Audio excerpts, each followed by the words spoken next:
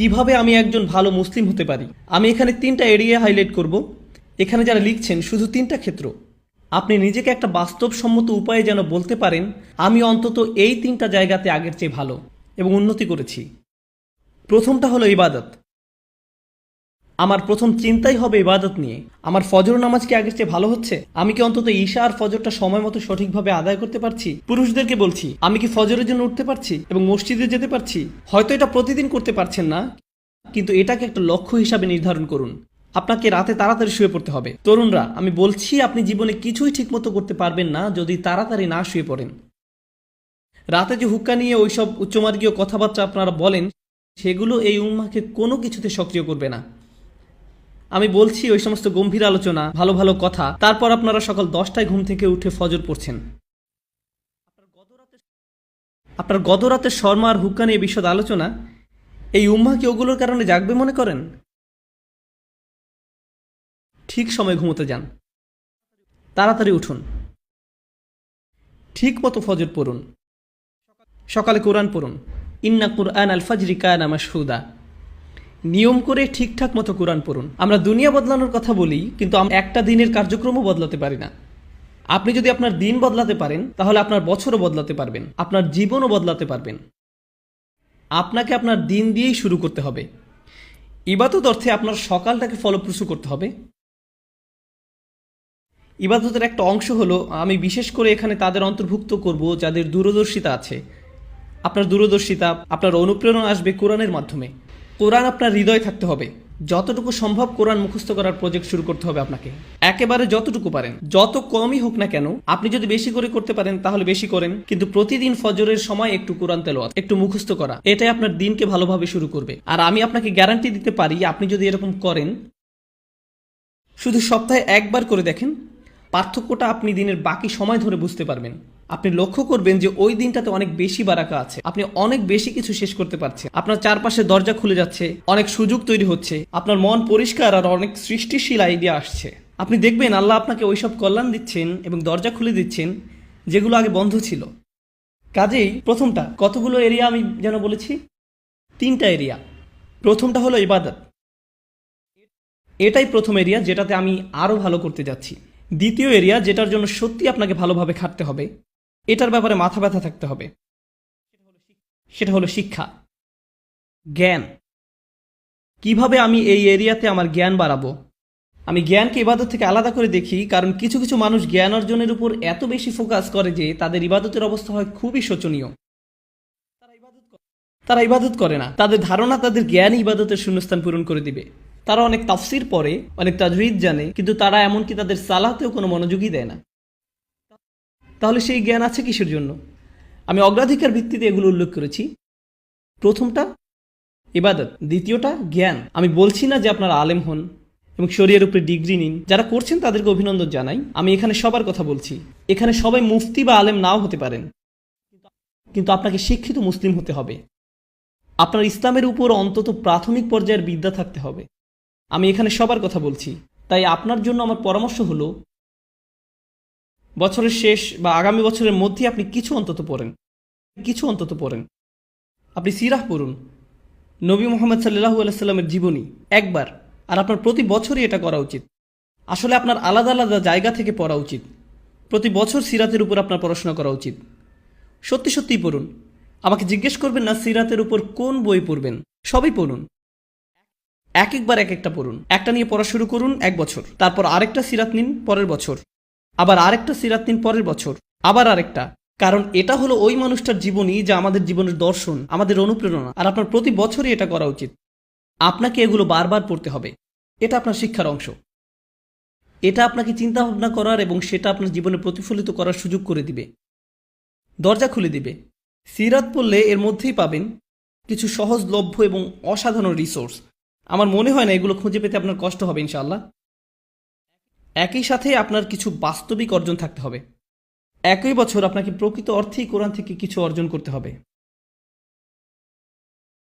আমি এখনো জ্ঞানের এরিয়ার ভিতরে আছি। প্রথম এরিয়া হলো ইবাদত, আর দ্বিতীয়টা হলো জ্ঞান বা শিক্ষা। এই এরিয়াতেই আপনাকে কোরআন থেকে কিছু প্রকৃত মুনাফার ক্ষেত্র তৈরি করতে হবে। ধরুন এই বছর আপনি ঠিক করলেন আপনি সূরা কাহফ মুখস্থ করবেন, কাজে এটা একটা লক্ষ্য স্থির করুন। এটা একটা লক্ষ্য স্থির করুন, এই বছর আমি সূরা কাহফ মুখস্থ করব।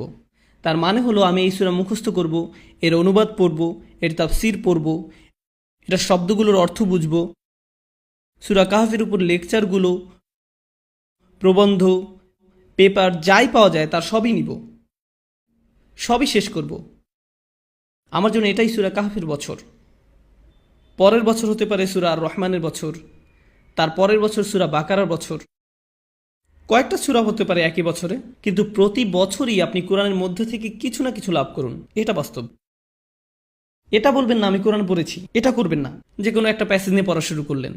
একটা সূরা বা কয়েকটা সূরা নিন, সেগুলোতে ফোকাস করুন। মুসলিম যুবকদের জন্য আমার সবচেয়ে বড় সমালোচনা হলো যে তারা ফোকাস করে না, একটা বিষয়ের উপর ফোকাস করেন, এটা ভালোভাবে বুঝেন। পরে যখন আপনি দেখবেন, আপনি বলবেন আলহামদুলিল্লাহ, এই বছর আমি আরো একটা সূরা মুখস্থ করেছি, আরো 2টা সূরা মুখস্থ করেছি, আরো 3টা সূরা মুখস্থ করেছি। আর যখন আপনি কোনো একটা সূরা পড়েন, শুধু এটার অর্থ মুখস্থ করবেন না। কোনো ছাত্র আমাকে এসে জিজ্ঞেস করে, আপনার ধারণা কোনটা বেশি গুরুত্বপূর্ণ, কোরআন বোঝা নাকি মুখস্থ করা?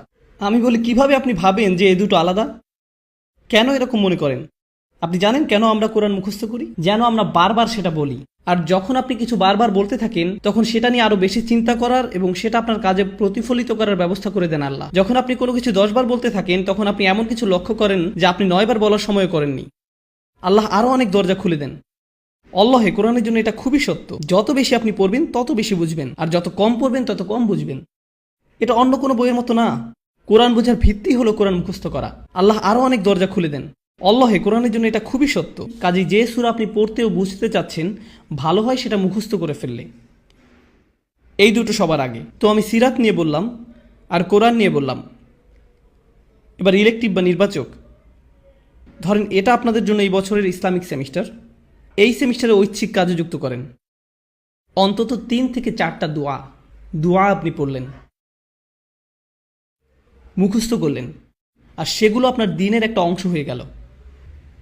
নবী সাল্লাল্লাহু আলাইহি সাল্লামের কিছু দোয়া মুখস্থ করা, এটা একসময় আপনার দিনেরই অংশ হয়ে যাবে। এখন আমি জ্ঞানের সাথে সেটার চর্চাও সংযুক্ত করেছি। এ ধরনের জিনিসগুলো আপনি যুক্ত করে নিতে পারেন।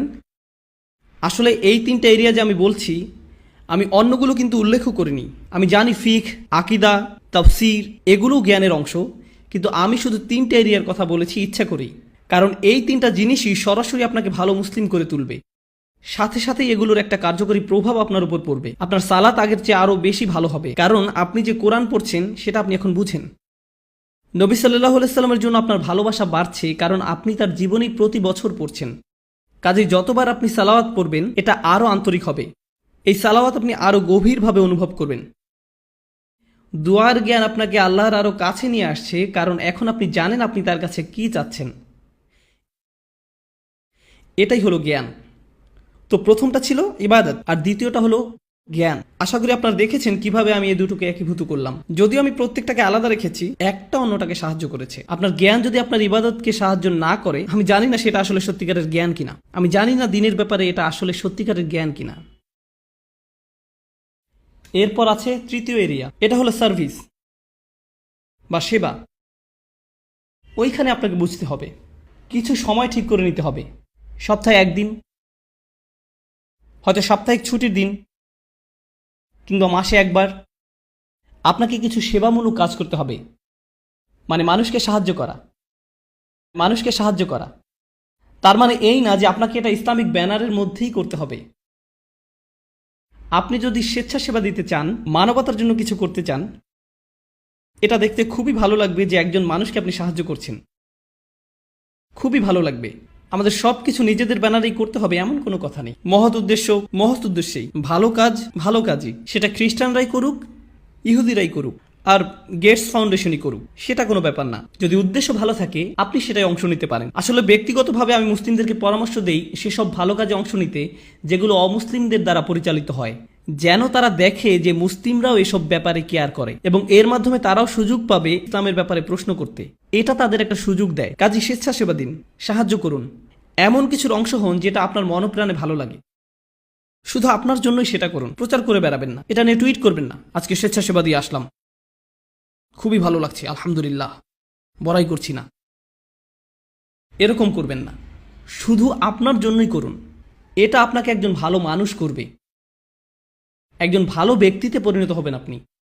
আর বাবা মায়েরা আপনাদের যাদের বাচ্চা আছে, বিশেষত টিন এজ ছেলে মেয়ে, আপনি যদি তাদেরকে এই ধরনের কাজে উৎসাহ দিতে পারেন, কাউকে সাহায্য করার কোনো বিষয়ে জড়িত হওয়া আসলে টিনেজ বাচ্চাদের জন্য খুবই গুরুত্বপূর্ণ।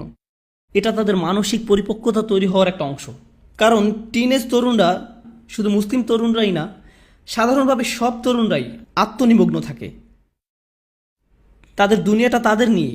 তারা কিভাবে দেখে, তাদের বন্ধুরা, তাদের ফেসবুক স্ট্যাটাস, তাদের কতজন বন্ধু আছে, যাই হোক না কেন, ওই বয়সে এটাই তাদের কাছে গুরুত্বপূর্ণ। তারা খুবই ক্ষুদ্রমনা ধরনের। আপনি যদি ওই বয়সে তাদেরকে এরকম মানসিকতা থেকে টেনে বের করতে পারেন, তাদের নিজেদের বাইরেও অন্য কিছুকেও কেয়ার করতে শিখান, অন্যদের সাহায্য করতে বলেন, মানুষের কষ্ট বা ভোগান্তি আসলে কেমন আর এইসব ক্ষেত্রে সাহায্য করতে বলেন। উদাহরণস্বরূপ কিছুদিন আগে একটা প্রাকৃতিক দুর্যোগ হলো, একটা ঝড় নিউ জার্সি আর নিউ ইয়র্কে আঘাত করলো। আপনার থেকে খুব একটা দূরে না, ওইখানে সাপ্তাহিক ছুটিতে রেড ক্রস বা অন্য কারোর সাথে যে সাহায্য করতে পারেন, যাদের বাড়িঘর ধ্বংস হয়ে গেছে, গাছপালা রাস্তায় পড়ে আছে, রাস্তা বন্ধ হয়ে গেছে, যেটাই হোক আপনি সাহায্য করে চলে আসেন। আপনি যদি সেটা করেন, আমি আপনাকে বলছি এটা আপনাকে আল্লাহর যত নিকটে নিবে আর কোনো কিছুই ততটা করবে না। আপনি যদি এই তিনটা জিনিস করেন, আপনি তাহলে অন্তত মূল ভিত্তিটা স্থাপন করলেন জীবনে কিভাবে ভালো করা যায়। এটা আপনার জীবনের লক্ষ্য না, অন্তত এগুলো আপনি করতে পারলে জীবনে ভালো কিছু অর্জন করতে পারবেন।